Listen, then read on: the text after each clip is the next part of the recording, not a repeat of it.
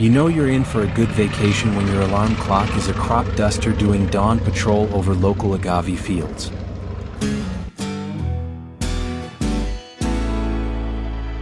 And just a few hours earlier, I was still mid-air myself, descending into Varadero, Cuba, in full adventure mode activated.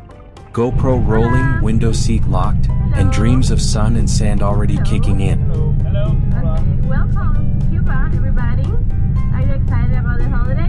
Yeah. This is the story of my one-week all-inclusive escape to the Iberostar Playa Alameda in Varadero, Cuba, where I snorkeled coral reefs, tried to fish, bartered for classic car rides, made friends with beach dogs, and even snuck into the resort next door.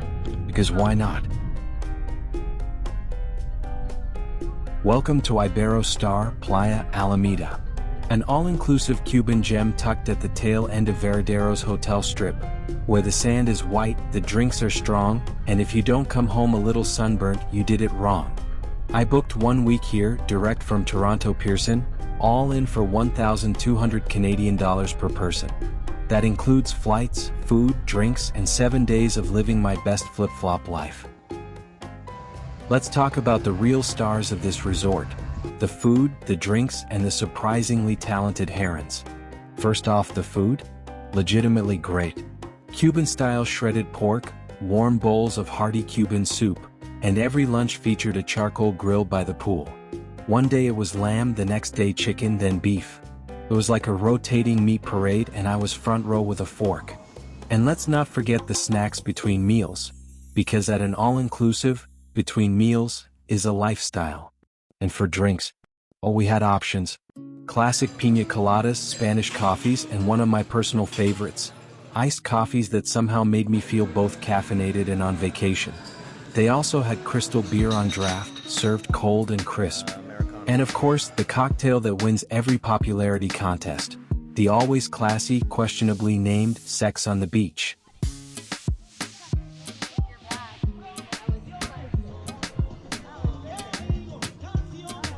The pool was top tier. Big and clean and great for lounging. Once in a while, things got weird, in the best way, like during the foam party, which turned the pool into a bubbly nightclub.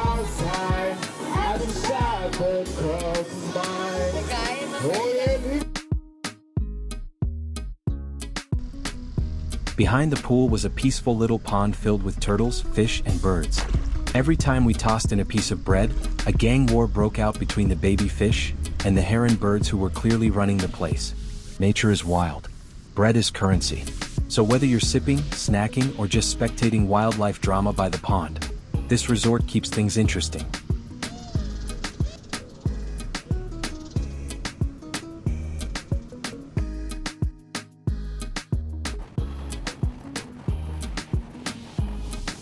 Now, when the sun sets at Playa Alameda, the show doesn't stop. It just switches stages. Every night after dinner, the resort comes alive with live entertainment. Thank you so much. Thank you.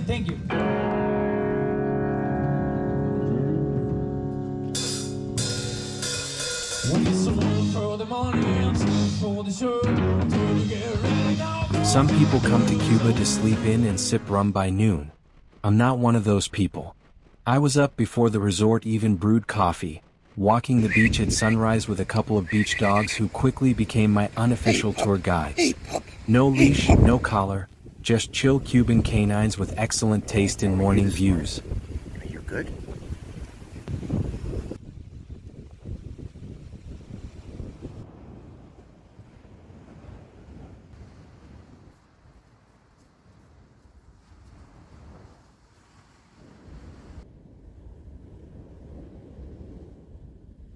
With the beach still empty and the world just waking up, I grabbed my rod and cast into the surf, hoping for a bite but happy either way.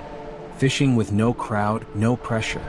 Just the sound of the waves and the occasional dog chasing a crab. Did I catch anything? No. Did I care? Not really. Right next to me, a Cuban family was handlining. Just a hook, some bait, and skill passed down through generations. The young boy pulled in a beautiful buffalo trunkfish like it was no big deal. Wow, good catches, my friend. Good catches. Before heading home, I gave them some of my gear, hooks, lures, and line.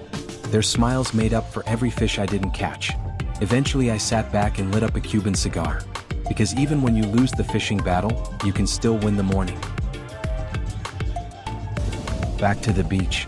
This is not just any beach, it's been voted second best in all of Cuba.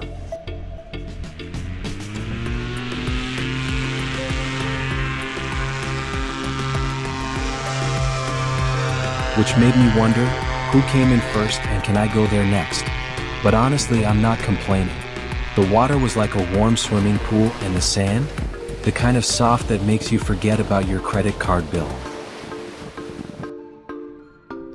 Later that week, we booked a $100 catamaran and snorkeling excursion. 4 of us total, cruising through some of the clearest, bluest water you've ever seen. This was my second time snorkeling that reef, and honestly, it was better than the first. I brought a giant bag of buffet bread, so big the captain laughed, and the fish? They swarmed. Parrotfish, damselfish, reef dwellers of every shape and color. It was like feeding time at an aquarium, only you're in the tank.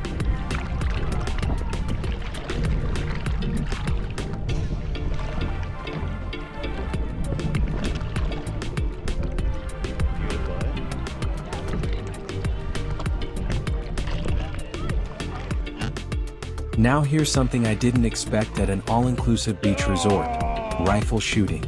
Yeah, right there on the resort grounds, between pina coladas and pool foam parties, I found myself holding an air rifle and lining up shots like I was in some kind of tropical Olympic training camp. But by the end, my 5-shot grouping wasn't bad at all.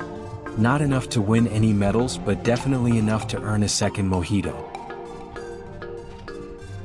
No adventurer's trip to Cuba would be complete without heading into Varadero. How much to Varadero?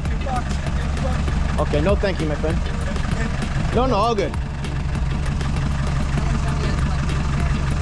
I got 20 Canadian. Okay. We headed to the bus stop out front of the resort. Sun blazing, sandals flapping, and a mission in mind: find a ride with character. Sure enough, a 1953 classic Chevy rolled up like it came straight out of a movie scene. The paint was bold, the chrome was shining, and the engine, well, it roared like a lion with a cigar habit. Classic cars are more than just transportation here.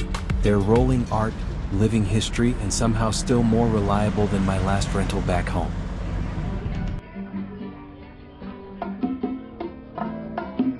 While in Varadero, we stopped in their Central Park to grab a drink. A trio of Cuban musicians was playing live traditional music at the time. It was an awesome experience that I will use as background music to conclude this video and my review of the resort.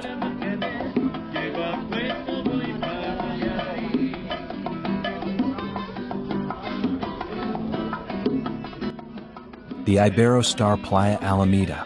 It's hard not to reflect on what makes this place special. First off, the location.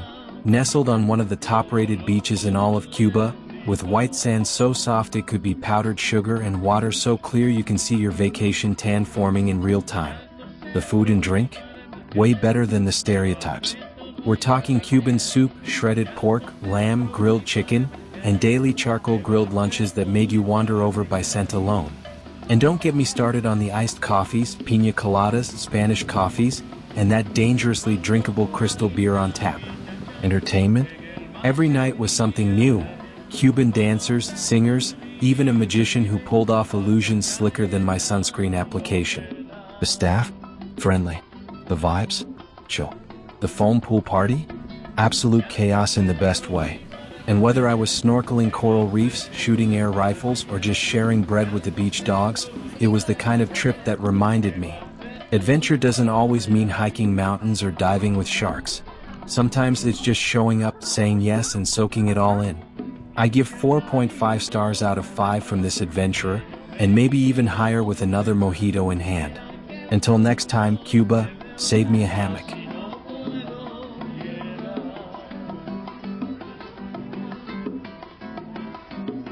If you enjoyed the adventure, don't forget to like the video, drop a comment below, and subscribe to the channel for more epic travel stories and GoPro-fueled fun. Thanks for watching.